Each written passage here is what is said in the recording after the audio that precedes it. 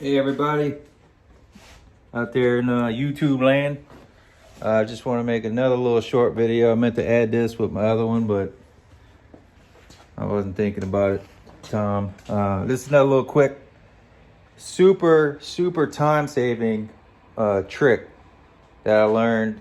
And man, if you got a car with like perfect body lines, the hinges are good, none of the doors are hanging, and you got to blow this thing apart to do some body work. Some people might do this, some people might not do this, and you can't do this on every car.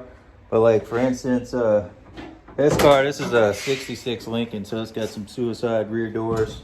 But before you would take this car apart, if you took 1/8" drill bits before you unbolted the whole car, and you drill an 1/8" drill bit in 2 locations here and 2 locations here, or even sometimes you can get away with one little spot here and one little spot here, and you put an 1/8" drill bit in those through the hinge and everything. Then when you take the door off, after you roughed in your body work and you go to hang everything back on it, you can hang the door, put 2 drill bits in it, tighten the bolts down, and then pull the drill bits out, and your door is it's gonna be in exactly the same spot, you know. And you can actually do this on the hinges as well.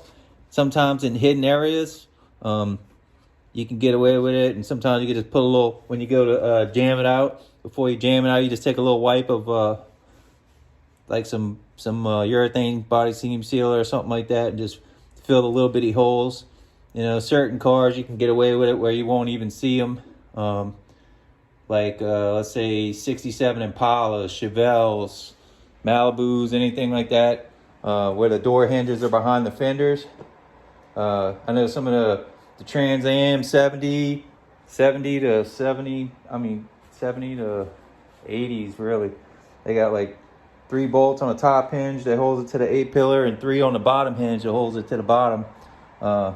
And those doors are super heavy, so you could really spend some time in hanging those doors, trying to get them to line up, hanging the fenders, pulling the fenders back off.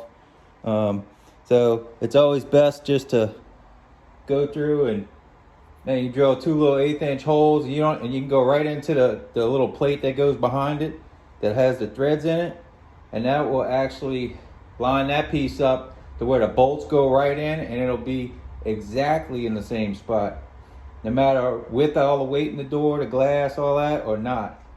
And that's it. That trick in itself will save so many people so much time. You just have to be mindful where you're drilling. You don't want to drill through anything, that's not going to cause water leaks, water issues, as well as any, corrosion, because you're drilling through metal. But most of the time you can seal it up some kind of way, put some kind of body cavity wax or something on it, and it will make your life a whole lot easier, But I was just sitting thinking, I'm like, man, I had this car I got with the doors already off of it, so I had to spend the time and line them up. And these doors are real tricky because you tighten them up, and when you tighten them up, they're not in the right spot, but then if you put them in the spot you want, you tighten them up, then they move as you tighten it up, so it draws the doors in, and it makes it a real pain in the butt to get these things to line up. And I still got a little more to do on it, but it would have been, a lot easier had they had some line-up holes. I know the factory has some, but I wouldn't even know how the jigs were made to absolutely have that work for me, because this car was rusted so bad. I had to patch every single panel and a lot of the inner stuff as well. So just a little tip, a little trick, I just wanted to pass on to you guys. Hopefully it helps somebody and saves them some time on their restoration or their little project build that they're working on. Leave a comment and a subscription below, and give me a like, give me a thumbs up. Hopefully this helps you guys out. All right, everybody, peace.